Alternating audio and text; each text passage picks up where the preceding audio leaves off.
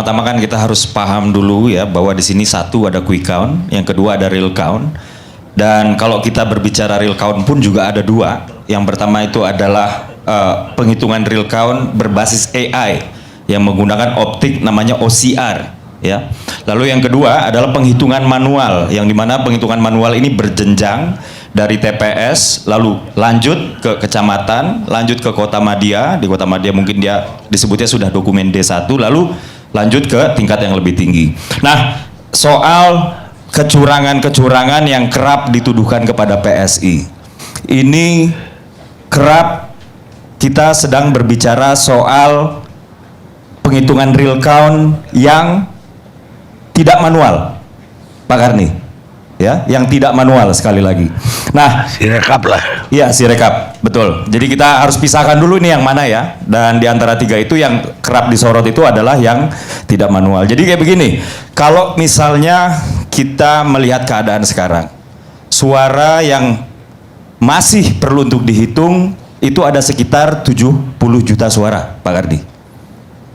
Dan dari 70 juta suara itu semakin dia dihitung, maka kenaikan atau penurunan merupakan adalah hal yang wajar, ya. Dan satu yang harus dicatat adalah apa? Metode real count yang versi Sirekap itu dia tidak menganut prinsip proporsionalitas. Artinya begini, di Gorontalo kalau menurut Sirekap itu yang sudah masuk datanya adalah 70% suara, Pak Karni. 70% TPS, mohon maaf. Lalu kemudian yang di DKI 2 atau Jakarta Selatan, Internasional dan Pusat yang masuk itu baru 21%-an. Ini kalau kita merujuk kepada Sirekap beberapa hari yang lalu, ya. Nah, ini artinya apa? Ini artinya bisa saja kenaikan atau penurunan di dalam 1 atau 2 atau 3 malam itu dikarenakan data yang masuk saat itu merupakan data dari kantong-kantong suara partai tertentu. Bisa saja data yang belum masuk merupakan adalah data dari kantong-kantong suara partai yang lain. Ini adalah logika statistik yang saya pakai ya, karena masuknya data Sirekap itu tidak menganut prinsip proporsionalitas seperti sampling sebuah survei yang sudah final atau quick count sebuah survei quick count yang sudah final. Kurang lebih seperti itu ya, Bang Karni. Nah, kemudian kami dituduhkan melakukan kecurangan. Salah satu basis argumennya adalah karena terlalu jauh dari prediksi quick count gitu ya, yang sering dipakai ya. Saya ingin membacakan data kami, Bang Karni ya. Perbedaan angka antara hasil quick count dengan rekapitulasi suara KPU terjadi juga di partai lain. Bahkan ya, ini yang paling besar itu selisih dari quick count dengan hasil sementara yang dipamerkan di Sirekap. Yang paling besar itu bukan PSI, Bang Karni, melainkan PKB. Ya.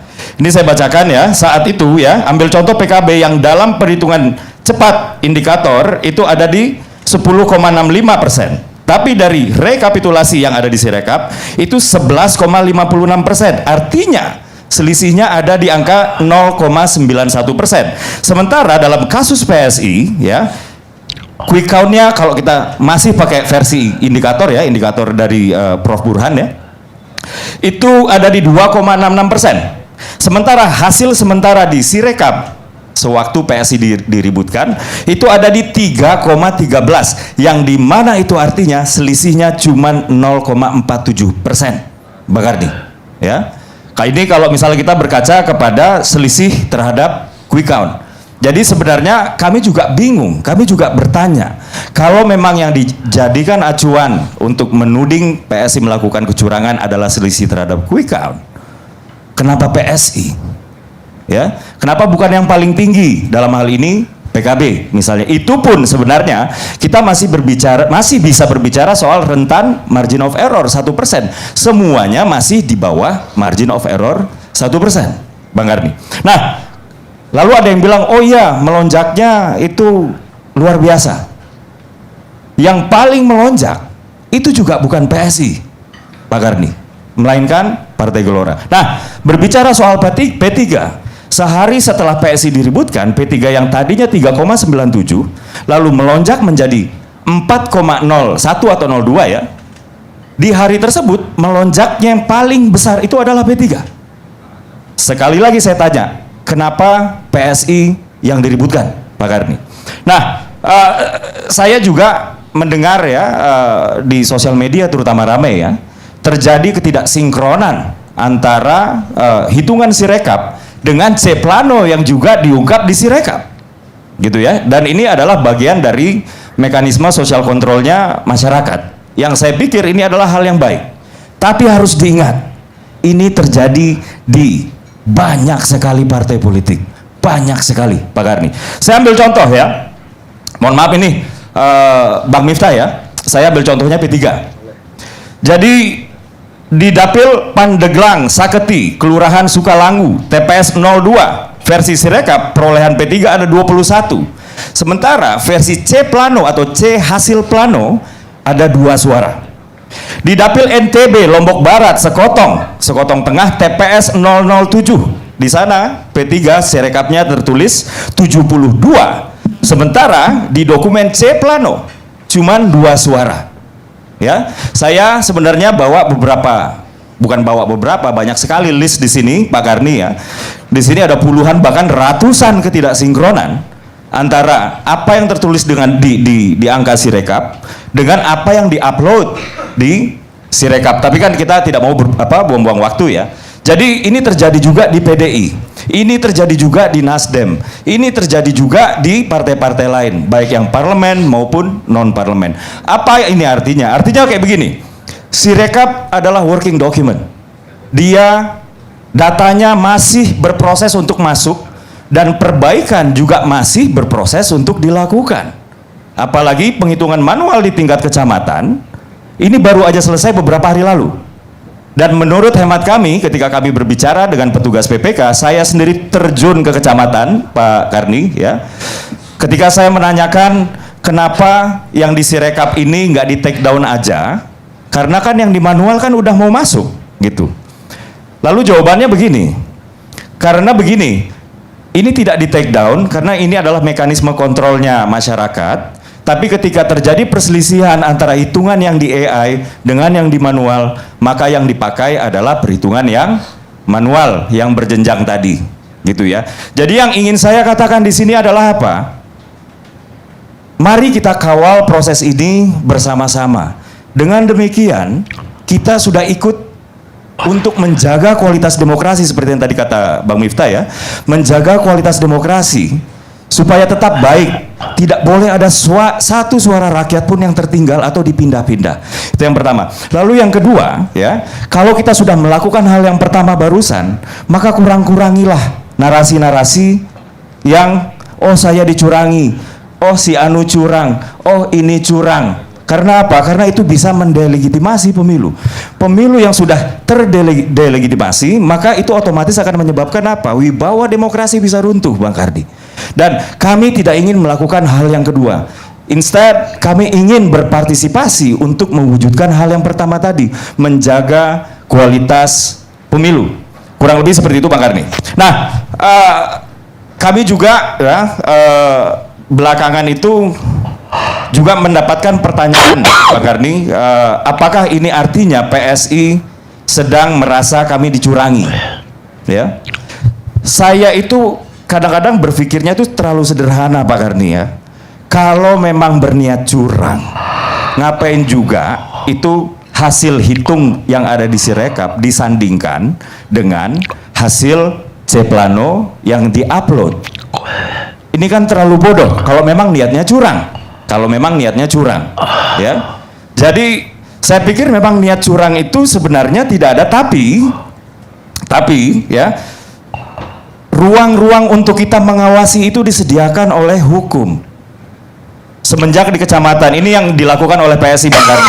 H+1 setelah pemilihan umum, saat itu quick count meletakkan PSI berada di titik ada yang 2,7, 2,95, ada yang di 3, dan Ketua Umum kami Mas Kaisang Pangarep langsung menginstruksikan seluruh jajaran sampai tingkat terbawah untuk mengawal suara di penghitungan tingkat kecamatan karena kami nggak sanggup bayar saksi di tingkat TPS. Kami nggak sanggup, terlalu mahal. Nah, di tingkat kecamatan Pak Karni ya. Jadi kalau tadi kita berbicara soal salah hitungnya di Sirekap ya, ternyata nggak hanya di sana kesalahan terjadi, juga di penjumlahan di dokumen C Plano tersebut. Saksi-saksi kami yang bekerja dari siang sampai malam, kadang-kadang saya ke sana, saya kasih pizza, saya beliin kasur lipat kalau perlu nginep. Itu menemukan temuan-temuan yang merugikan kami juga, Pak Karni. Misalnya kayak begini, di TPS 08 Cawang Barat ya, Batang Lidi yang merupakan ini adalah penjumlahan dari kertas suara. Itu PSI suara total ya, partai maupun caleg misalnya, itu ada 10. Namun kemudian yang ditulis itu cuman 8 gitu ya. Juga ada di Banten 3 ya, di TPS 13 Serpong Utara di Tangerang Selatan ya.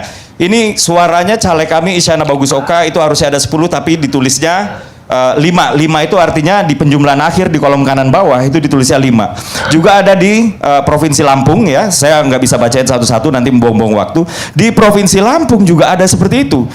Batang Lidi kami 10 tapi di angka penjumlahan akhir itu 0 Pak Karni. Dan kami patut bersyukur ya bahwa ya Bawaslu, KPU ya ini mengundang saksi-saksi dari seluruh partai agar proses penghitungan dan penginputan data manual di kecamatan ini dilakukan secara terbuka dan perbaikan itu dimungkinkan.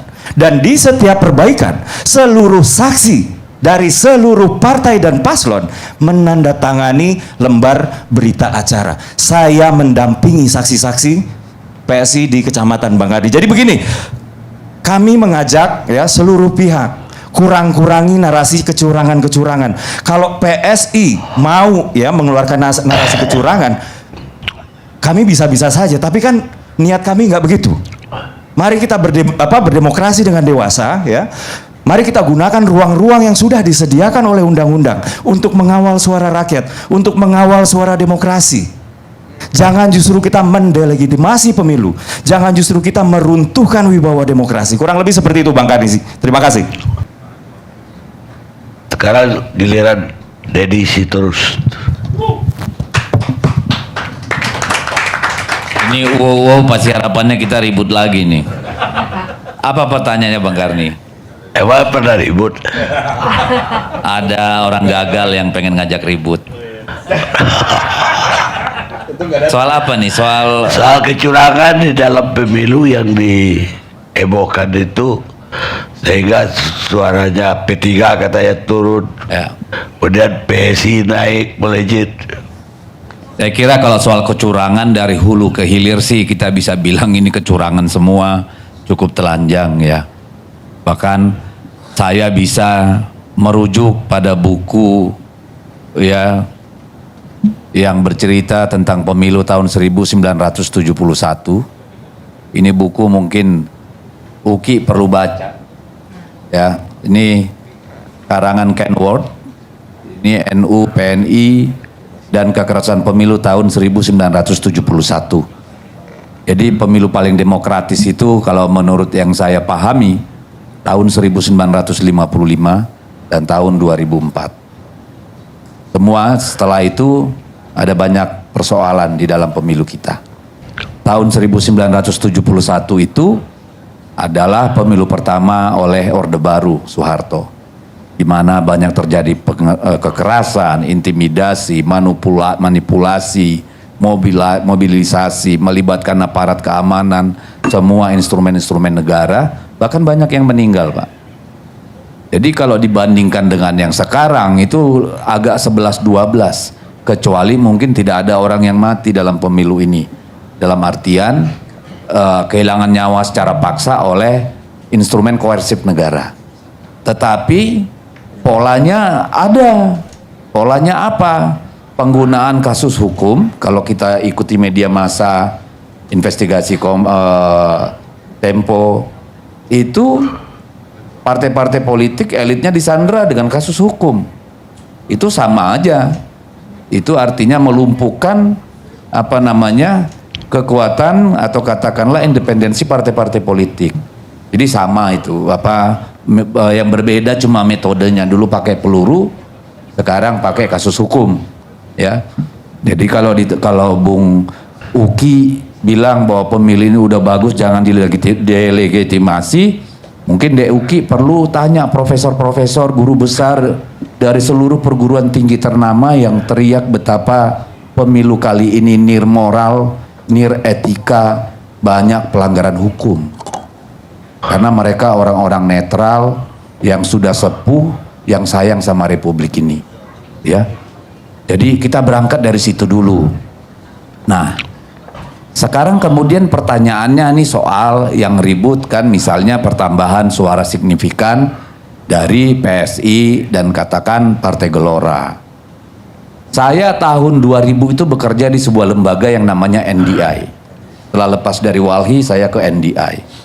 Di situ kami belajar tentang yang namanya quick count dan survei politik. Dulu belum ada lembaga survei satupun di Indonesia. Dan kami pada pemilu 2004 itu bersama LP3S menggunakan yang namanya quick count ini. Pertama kali di Indonesia. Ini metode yang dipakai di Afrika, di Amerika Latin sebagai benchmarking hasil pemilu. Untuk kontrol, ya. Jadi margin of error yang namanya quick count itu tidak lebih dari 1%. Lebih dari 1%, kalau tidak quick countnya bermasalah, pemilunya curang. Itu rumusnya dan sudah diakui secara internasional puluhan tahun. Lalu kenapa ada tudingan bahwa PSI dan mungkin Gelora ya, kalau saya baca di media, tidak hanya PSI, kasihan juga PSI kan. Karena yang berharap masuk parlemen kan tidak hanya PSI, Gelora juga pengen dong. Ya kan? Itu adalah ada penambahan yang sangat tinggi pada posisi jumlah TPS-nya sudah masih 65%. Sudah di angka 3%. Bayangkan. Ya, pada posisi 65% suara, dia sudah 3,02 kalau nggak salah. Artinya sangat dimungkinkan ketika 100% suara, anak kecil juga tahu, jangan-jangan bisa 5%. Kan itu yang bikin orang teriak dong. 7%. Nggak tahu, karena seingat saya nggak tahu, benar apa nggak Luki. Kaisang katanya kan di depan PSI bilang 5 juta suara udah aman waktu itu.